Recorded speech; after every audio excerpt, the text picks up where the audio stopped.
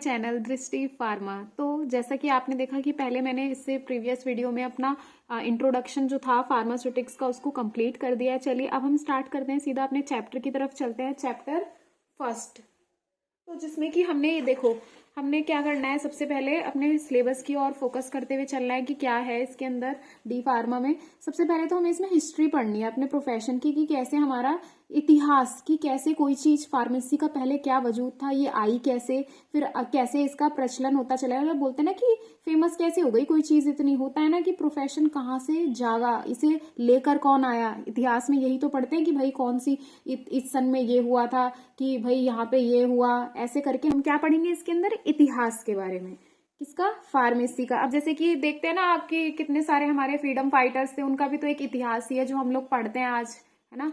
तो स्वतंत्रता सेनानी हो गए हमारे, तो ऐसे ही हम क्या अपने फार्मेसी के अंदर पढ़ेंगे कि कौन इसको लेकर आया, नाम क्या था उनका और उन्होंने क्या क्या काम किया था। तो चलिए पहले सबसे स्टार्ट करती हूँ चैप्टर के ही बारे में कि इसमें हमारे टॉपिक्स कौन कौन से हैं। क्या देखेंगे हम टॉपिक्स के बारे में। सबसे पहले तो हिस्ट्री है फार्मेसी प्रोफेशन की, लेकिन किससे रिलेटेड, कि फार्मेसी एजुकेशन कैसे आई, मतलब कैसे आज के डेट में जो हम फार्मा पढ़ रहे हैं इतना कुछ हो रहा है तो ये सब हुआ कैसे।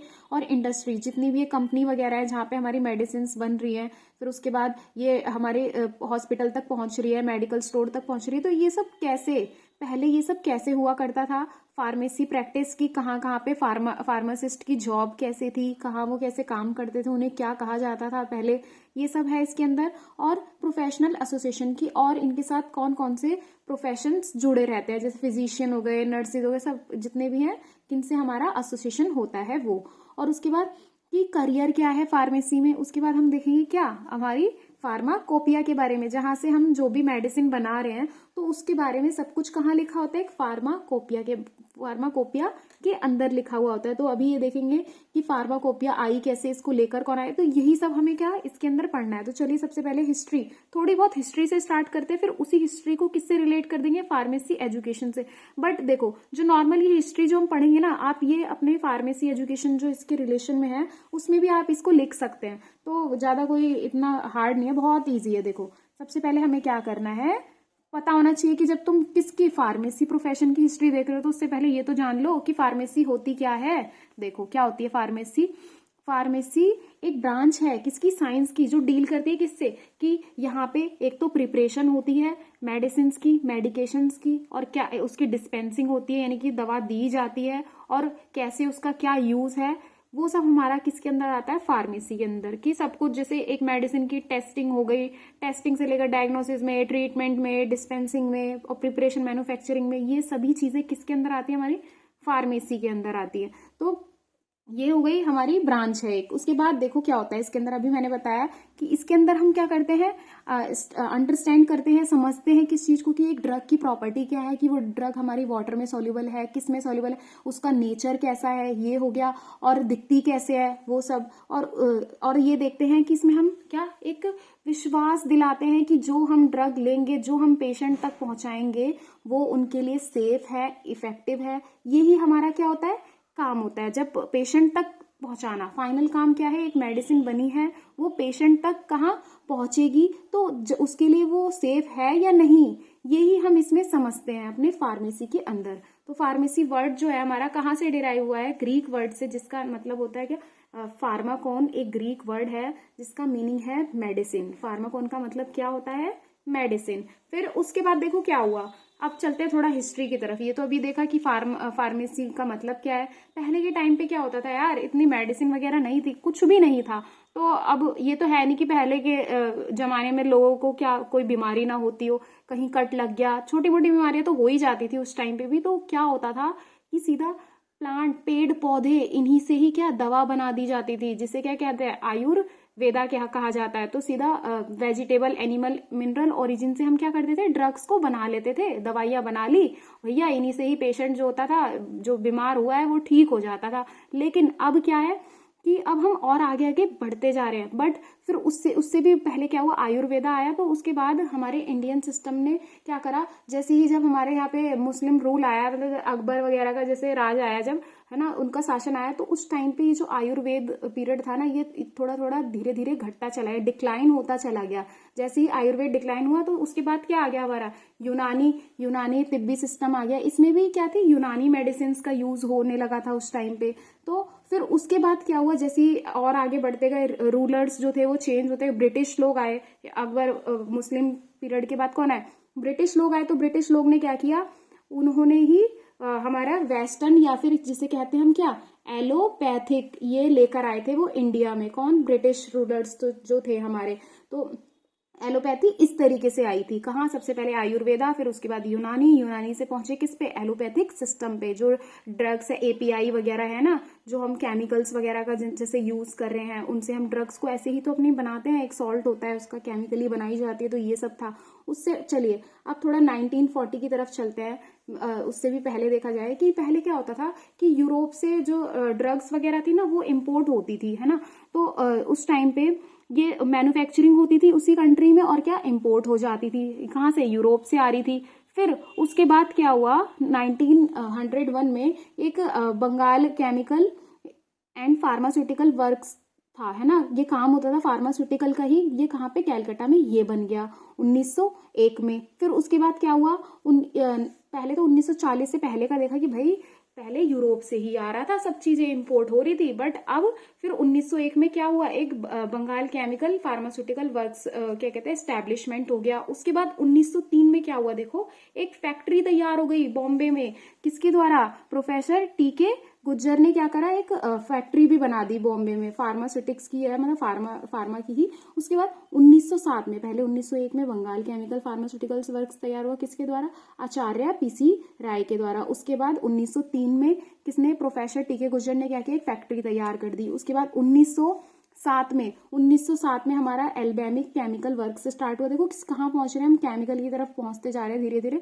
कहाँ पे, बड़ौदा में, बाय टीके गुज्जर के द्वारा। फिर उसके बाद क्या हुआ कि जब वर्ल्ड वॉर 1 चल रहा था, कब, 1914 से 1920 में, तो ये जो इंपोर्ट वगैरह हो रहा था ना हमारा यूरोप वगैरह से, तो ये धीरे धीरे क्या हो गया, एकदम बंद होता चला गया।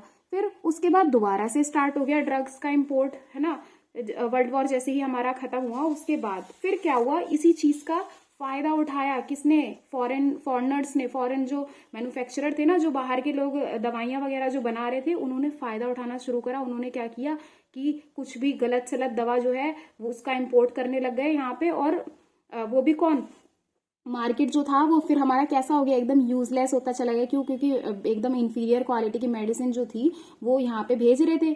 फिर इससे क्या, एडल्ट्रेशन हो गई, बढ़ गई, ड्रग एडल्ट्रेटेड हो गई। बोलते हैं ना कि भाई उसमें सब्स्टिट्यूट कर दिया, वो चीज़ हटा के वो डाल दी, सस्ते के चक्कर में, चीप के चक्कर में, तो ऐसा काम होने लगा।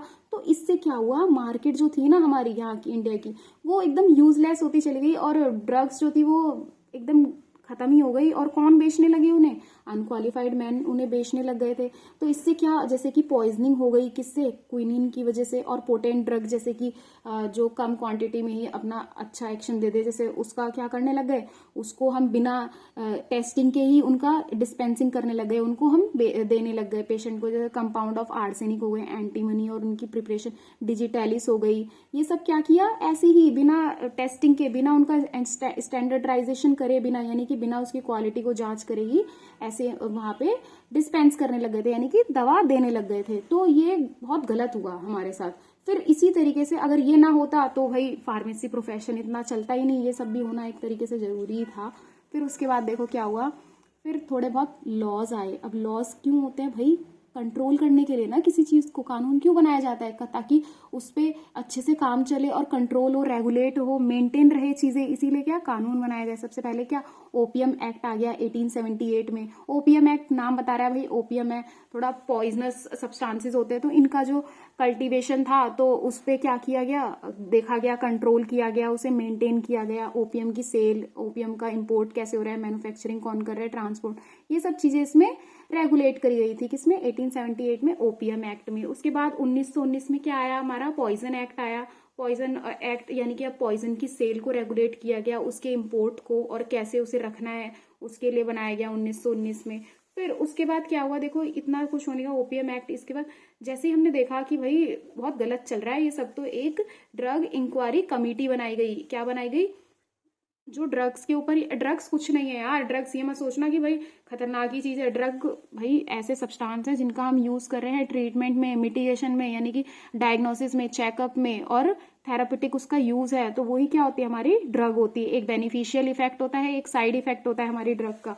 तो अब देखते हैं drug inquiry committee. Obviously drug inquiry committee है तो किसके लिए काम करेगी, ड्रग से रिलेटेड इसमें सारा काम होगा। तो हमारी गवर्नमेंट ऑफ इंडिया है ना जो, उसने क्या किया, 11 अगस्त 1930 में कमेटी बिठाई गई, जो जिसके चेयरमैन कौन थे, चेयरमैनशिप थी आर.एन. चोपड़ा के हाथ में। तो इनको चेयरमैनशिप मिली हुई थी। तो इस टाइम पे इन्होंने क्या किया, फार्मेसी की जितनी भी प्रॉब्लम्स थी उनको देखा कि क्या हमारे फार्मा में प्रॉब्लम आ रखी है, कि कहाँ से लोग जो हैं कि कितने अनक्वालिफाइड है, मतलब कोई भी दवा बेच रहा है, कोई भी दवा बना रहा है, तो ये सब चीज़ें काफ़ी गलत हो रही हैं। तो ये देखा उन्होंने, और क्या किया, कमेटी जो थी इसको पब्लिश कर दिया, एक रिपोर्ट बनाई गई 1931 में। पहले हमने 1878 में ओपीएम एक्ट आया, 1919 में पॉइजन एक्ट, उसके बाद हम कहाँ चले, अपनी एक ड्रग इंक्वायरी कमेटी आ गई, बहुत सारे लॉज बनाए गए थे। अभी देखना धीरे धीरे जब आप ज्यूरिस्प्रूडेंस पढ़ेंगे ना सेकेंड ईयर में, तो आप इनको और डिटेल में पढ़ेंगे अच्छे से। ये तो बस थोड़ा बहुत हिस्ट्री, ये भी मैंने थोड़ा ज़्यादा ही बता दिया। आप इनमें से कुछ कुछ चीज़ें जो आपको लगे आप वो लिख के आ सकते हैं एग्जाम में। वैसे आता नहीं है इतना हिस्ट्री बताओ, बट फिर भी पढ़ लेते हैं, पता होनी चाहिए अपने प्रोफेशन के बारे में। तो देखो फिर क्या हुआ, जो ये रिपोर्ट थी ना, ये देखा कि कोई भी हमें रिकॉग्नाइज्ड नहीं है, कोई मान्यता नहीं मिली हुई हमारे फार्मेसी प्रोफेशन को। उस टाइम पे ये था कि फार्मासिस्ट होगा एक, पहले क्या फिजिशियन ही होते थे बस, और क्या फार्मेसी की जगह कौन होते थे, कंपाउंडर्स लोग होते थे, वो फिल कर देते थे हमारी जगह को, कि भाई ये दवा बना देंगे और फिर ये दे देंगे डॉक्टर को। तो कोई क्वालिफिकेशन नहीं थी उस टाइम पे, एक नॉर्मल लोग हुआ करते थे जिन्हें क्या कंपाउंडर बोल देते थे हम। आपने सुना भी होगा कि अभी भी कहते हैं तुम तो कंपाउंडर है, ऐसा कुछ नहीं है यार, सोचना मत इसके बारे में। फिर उसके बाद देखो क्या हुआ, फिर जैसे ही हमारी ये रिपोर्ट तैयार हो गई, उसके बाद हमारे कौन प्रोफेसर है, महादेव लाल श्रॉफ, इन्होंने क्या किया, एक फार्मास्यूटिकल एजुकेशन को स्टार्ट किया, इनिशिएट किया। कहाँ पे, यूनिवर्सिटी लेवल पे, बनारस हिंदू यूनिवर्सिटी में, कहाँ की, वाराणसी की, है ना। तो यहाँ पे इन्होंने क्या किया, फार्मास्यूटिकल एजुकेशन को स्टार्ट किया, ठीक है। फिर उसके बाद देखो 1931 के, अब 1935 में क्या हुआ, 35 में ये जो फार्मास्यूटिकल एसोसिएशन जो एस्टेब्लिश हुआ था, ये किस में बदल गया, इंडियन फार्मास्यूटिकल एसोसिएशन में, आईपीए बन गया 1935 में। तो अब देखो इन्होंने क्या किया, कितना बड़ा काम किया कि भाई फार्मेसी प्रोफेशन को इतना आगे इन्होंने ही तो बढ़ाया है। शुरुआत किसने की, हमारे एमएल श्रॉफ ने, और चेयरमैन कौन थे उस टाइम पे, R N. Chopra drug inquiry committee के कौन थे, हमारे आर.एन. चोपड़ा क्या थे उस टाइम पे, ड्रग इंक्वायरी कमेटी के चेयरमैनशिप थी उनके हाथ में। और उसी टाइम पे हमारे महादेव लाल श्रॉफ जी जो थे प्रोफेसर, इन्होंने क्या किया, फार्मास्यूटिकल एजुकेशन को बढ़ावा दिया। तो इसीलिए फादर ऑफ इंडियन फार्मेसी भी किसे कहा जाता है, महादेव लाल श्रॉफ को, एमएल श्रॉफ को। तो याद रखना है इसको। फिर उसके बाद देखो क्या हुआ, 1931 देख लिया हमने कि एक ड्रग इंक्वायरी कमेटी में एक रिपोर्ट तैयार हो गई। उसके बाद 1945 में अब एक रिपोर्ट तैयार हुई, तो फिर क्या होगा, एक रिपोर्ट दी है हमने तो भाई एक बिल पास होगा। तो एक फार्मेसी बिल पास हो गया, गवर्नमेंट ने क्या लेकर आई, एक फार्मेसी बिल, ताकि स्टैंडर्डाइज हो सके फार्मेसी एजुकेशन इन इंडिया में, यानी कि उसकी कुछ वैल्यू हो, उसका स्टैंडर्ड हो फार्मेसी एजुकेशन का। कब, 1945 में। उसके बाद देखो 1946 में क्या हुआ, इंडियन फार्माकोपियल लिस्ट आ गई। क्या आ गई, इंडियन फार्माकोपियल लिस्ट की भाई। और कब आई थी, जब हमारे आर.एन. चोपड़ा जो थे, चेयरमैनशिप थी इनके हाथ में, तभी हमारी फार्माकोपियल लिस्ट आ गई, जिसमें क्या था, लिस्ट थी ड्रग्स की, है ना, इन इंडिया। फिर उसके बाद फार्मेसी एक्ट आ गया 1946। देखो एजुकेशन को लाने के बाद तो पहले ही चल गई थी, लेकिन अच्छे से कब आया वो, जब हमारा फार्मेसी एक्ट बन गया। कब, जब फार्मेसी एक्ट 1948 तैयार हुआ, किस लिए, फार्मेसी एजुकेशन को रेगुलेट करने के लिए, फार्मेसी की पढ़ाई कराने के लिए ही क्या बनाया गया था, 1948 में एक फार्मेसी एक्ट आया था। तो आप अगर हिस्ट्री ऑफ प्रोफेशन लिखकर आएंगे in relation to pharmacy education, तो उसमें ये तो जरूर लिख के आना। ये अब आपका जो थोड़ा थोड़ा है ना, हम किसकी तरफ बढ़ते जा रहे हैं, फार्मेसी एजुकेशन की तरफ। तो चलो ये देखा हमने। अब उसके बाद देखो क्या हुआ, 1948 में क्या हुआ, फार्मेसी एक्ट आया, और 1949 में क्या हो गया, फार्मेसी काउंसिल ऑफ इंडिया आ गई। अब देखो गवर्नमेंट ने क्या किया, एक बिल पास कर दिया, बिल पास किया, उसके बाद फार्मेसी एक्ट आ गया हमारा।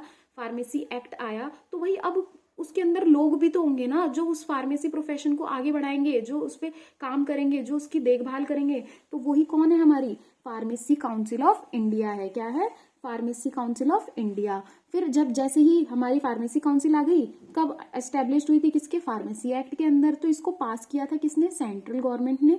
तो इसके पीसीआई, इसको क्या कहा जाता है, PCI, pharmacy council of India. कब बनी थी, इसका कॉन्स्टिट्यूशन कब हुआ था, 9 मार्च 1949 में। 48 में फार्मेसी एक्ट, 1949 में फार्मेसी काउंसिल ऑफ इंडिया। और इसमें काफी सारे मेंबर्स आते हैं हमारे। तो वही क्या करते हैं, रेगुलेट करते हैं। जैसे रजिस्ट्रेशन जो हो रहा है सभी स्टेट में फार्मासिस्ट का, तो उसका एक अलग से पूरा रजिस्टर वगैरह होता है जिसमें सभी की डिटेल्स होती है। उसके बाद इनका ऑब्जेक्टिव क्या था, इनका उद्देश्य क्या था फार्मेसी काउंसिल ऑफ इंडिया का, कि भैया हम तो क्या करेंगे, फार्मेसी एजुकेशन को रेगुलेट करेंगे, चलाएंगे पूरी कंट्री में। और कैसा, यूनिफॉर्म, कि एक जैसी ही, क्या पूरा एक प्रॉपर एक ही जैसा सिलेबस हो सारे में, वो सब इसमें आया था हमारा।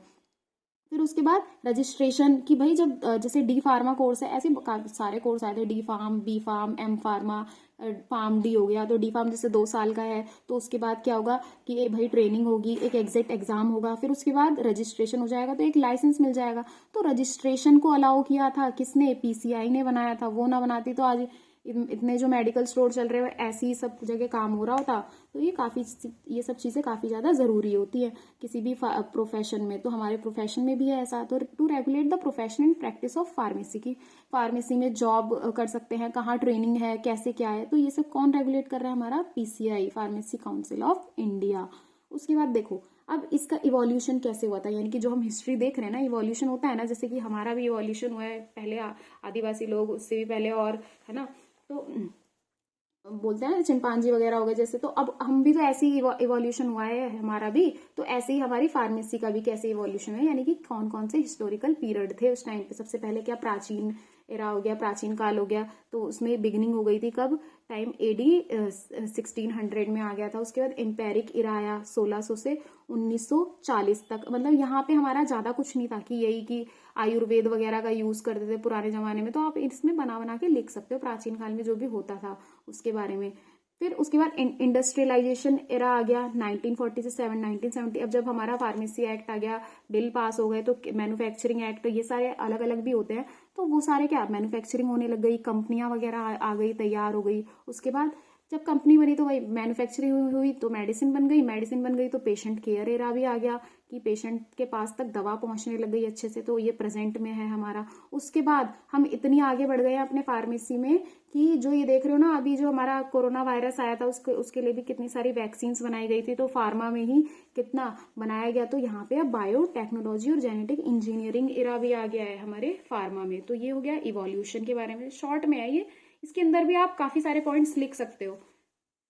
उसके बाद देखो, हाँ, और कुछ मेन चीजें जो हमें पता है हिप्पोक्रेट्स के बारे में, कि ये कौन है, हमारे फादर ऑफ मेडिसिन। मेडिसिन के फादर कौन है, हिप्पोक्रेट्स। और फादर ऑफ इंडियन फार्मेसी अभी देखे थे कौन, महादेव लाल श्रॉफ। उसके बाद थियोफ्रेस्टस, ये क्या है, फादर ऑफ बॉटनी है। बॉटनी के फादर कौन है, थियोफ्रेस्टस। और मिथ्रीडेट्स कौन है, हमारे टॉक्सिकोलॉजी के फादर, जो एडवर्स इफेक्ट जो हो रहे थे प्लांट्स से, उसकी स्टडी कौन कर रहे हैं, जितने भी टॉक्सिसिटी हो रही है प्लांट से, तो उनके फादर कौन, उन्होंने उसकी स्टडी वगैरह करी, टॉक्सिकोलॉजी, यानी कि टॉक्सिसिटी को पढ़ना ही। तो वो इसलिए उनको क्या कहा, फादर कहा गया टॉक्सिकोलॉजी, किसे, मिथ्रीडेट्स को। अब देखते हैं हम, देखो ये सारा ही मैं अभी भी कह रही हूँ कि जो भी आपने पढ़ा, जहां से ये फार्मेसी काउंसिल वगैरह स्टार्ट हो गई, ये सब किसके अंदर आ रहा है, फार्मेसी एजुकेशन में भी आपको यही सब लिखना है। तो मैंने इसके अंदर शॉर्ट में ही बताया है, हिस्ट्री के अंदर ही हमारा वो कवर हो चुका है। देखो क्या, सबसे पहले कि फार्मेसी एजुकेशन जो सर्टिफिकेट लेवल पे कब आई थी, हमारी 1842 में आ गई थी। कब आई थी, 1842 में। कहाँ, गोवा में, बाय दी पोर्तुगीज के द्वारा, जो पुर्तगाल टाइम था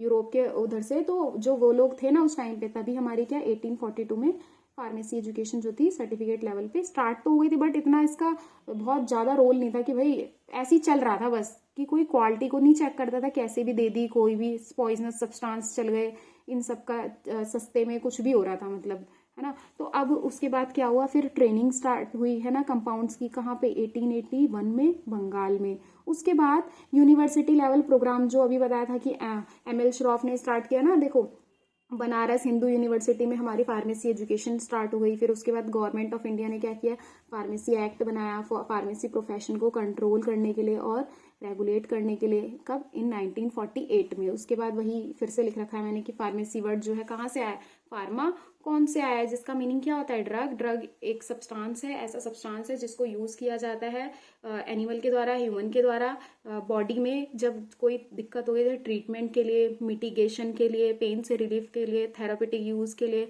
ये सब, और डायग्नोसिस के लिए हमारे ड्रग का यूज होता है, वो होता है ड्रग। फिर उसके बाद अर्लीस्ट, पहले क्या कहा जाता था, ये जितने भी मेडिकल शॉप वगैरह है ना आजकल, ये जो फार्मेसी है जितनी भी, उनको पहले कहा जाता था एपोथिकरी शॉप। क्यों कहा जाता था?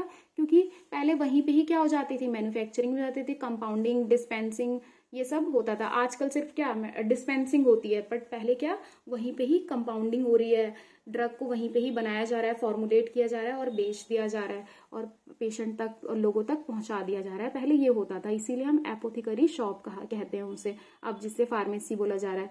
फिर क्या था, कंपाउंडिंग जो थी की जाती थी मेडिसिन की, बहुत फार्मासिस्ट का रोल था कि वो कंपाउंडिंग करते थे उस टाइम पे।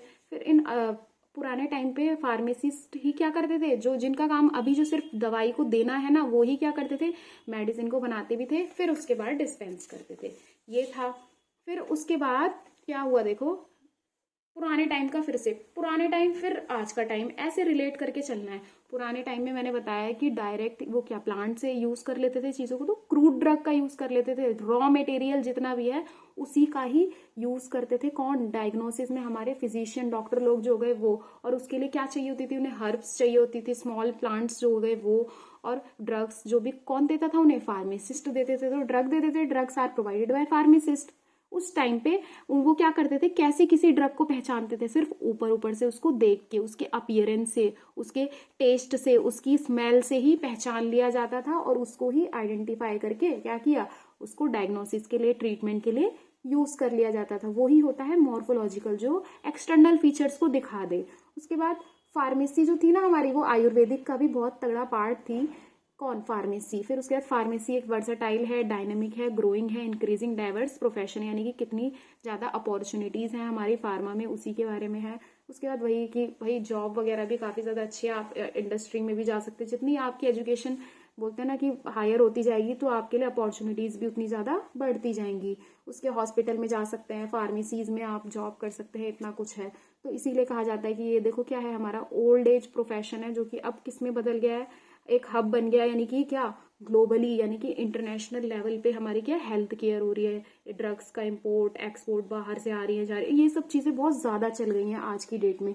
तो ये था हमारा क्या, in relation to pharmacy education के बारे में। तो इससे नेक्स्ट वीडियो में हम अपना इंडस्ट्री और फार्मेसी प्रैक्टिस के बारे में पढ़ेंगे। इसी में थोड़ा बहुत है बस, इसके अंदर ज़्यादा नहीं है, जितना था हिस्ट्री वगैरह आपने इसमें कवर कर लिया, उसके बारे में थोड़ा थोड़ा है। सो अगर वीडियो अच्छी लगी है तो लाइक कर सकते हैं, चैनल पे नए हैं तो सब्सक्राइब करें। और हाँ, इसके भी प्रॉपर नोट्स आपको हमारे टेलीग्राम के चैनल पे अवेलेबल हो जाएंगे। इसमें कुछ ज़्यादा था नहीं, सिर्फ थोड़ी बहुत हिस्ट्री आपको पता होना चाहिए कि भाई फार्मेसी जो है आई कैसे है, बस दैट्स इट, और कुछ नहीं है इसके अंदर। So thank you.